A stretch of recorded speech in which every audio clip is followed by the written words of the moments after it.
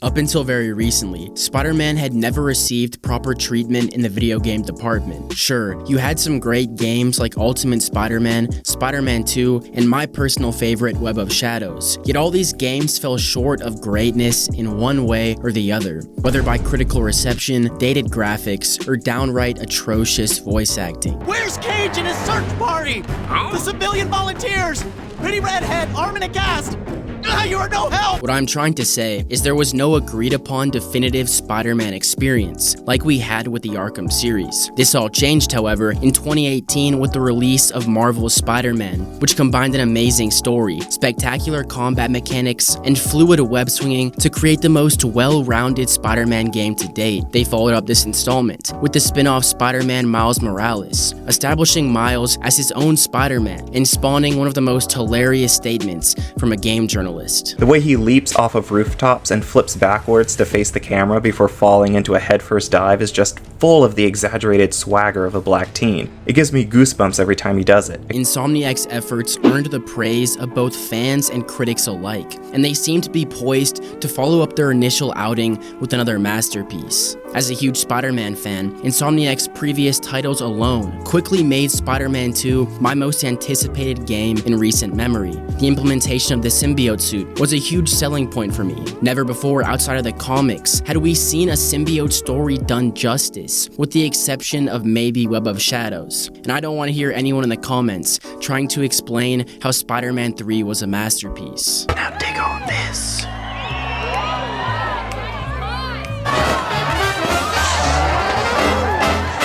With all that being said, here's what you need to know about Spider-Man 2, starting with the Traversal, which is a major step up from the original game. Not only is his swinging much faster and more fluid, Insomniac has also added multiple new tools to traverse the city, such as the slingshot, corner tether, and most notably the wingsuit. The wingsuit in particular completely changes the way in which you can move about the city, with wind tunnels scattered throughout the environment, giving the player the ability to maintain speed for long stretches. Combining a slingshot into the web wings to a wall run and then swinging to continue momentum feels amazing. And for those who love the physics-based swinging of the original Spider-Man 2 movie tie-in, there is the option to change the swing assistance to 0, which results in a more realistic take on web slinging. When at 0, when swinging, you will be pulled in the direction of wherever the web line attaches, and if you shoot out a line too late, you will collide with the ground, making it harder to gain momentum and raising the skill ceiling significantly. However, I found that around the middle of my playthrough, I actually began to prefer this new traversal option. Regardless of what you play at, props must be given to Insomniac for listening to fans of previous titles. I feel like now is a good time to at least mention fast travel, which is very technically impressive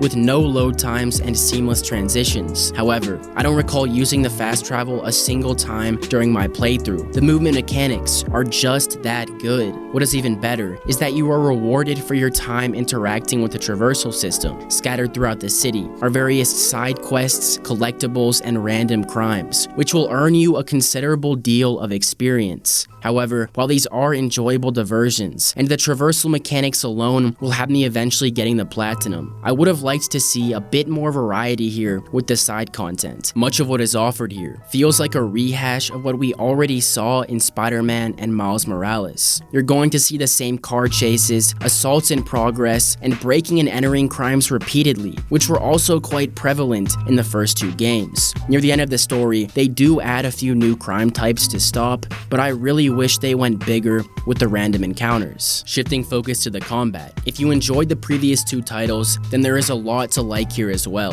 feeling very similar to Insomniac's previous work. Yet there have also been some notable additions, the first of which is the ability to parry certain attacks. Now this is a cool feature, however, I mostly used the jump to avoid the majority of these undodgeable sequences. Next, and most heavily advertised, is Peter's new symbiote suit. Overall, I do have mixed feelings about the implementation. While I do enjoy the abilities offered upon unlock, with the rage mode in particular, I wish Insomniac went the extra mile here and gave us separate animations for the the symbiote suit. When looking at Web of Shadows, which not only had different idle animations between the red and black suits, but also completely different movesets, it seems like a really big missed opportunity, especially when looking at how the story plays out. I won't touch on the story too much to keep this as spoiler free as possible, but I thought overall it was pretty solid. However, at least for me, it didn't land nearly as hard as the first title. Where the writing really shines, however, is in the side quests, which you can uncover as you progress throughout the story. These were mostly really well done, and for me personally, landed much more than the main story itself. It was great to see some returning faces, and one side chain in particular creates an interesting setup for a potential DLC. Unfortunately, Mary Jane missions are returning from the previous game. Like the first title, these are probably my least favorite part of the game. Mary Jane has no business walking out of some of the situations she puts herself in.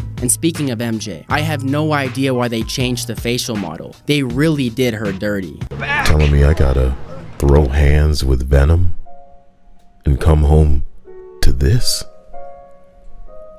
Overall, if I had to put a number on the game, I would give it an 8 out of 10. It is a great game, but does play it a bit too safe overall. If you have played the previous titles, then you really already know what you're getting into. On top of that, the story for me didn't resonate emotionally like the first game. It's also worth mentioning, I did run into a couple of bugs during my playthrough, ranging from T-posing NPCs to a singular crash, but it had no impact on my overall enjoyment, and I would expect these issues to be cleaned up relatively quickly. To wrap up, I highly recommend this game despite any issues I have with it. Most definitely the most fun gameplay I have played this year, and we have had some great releases.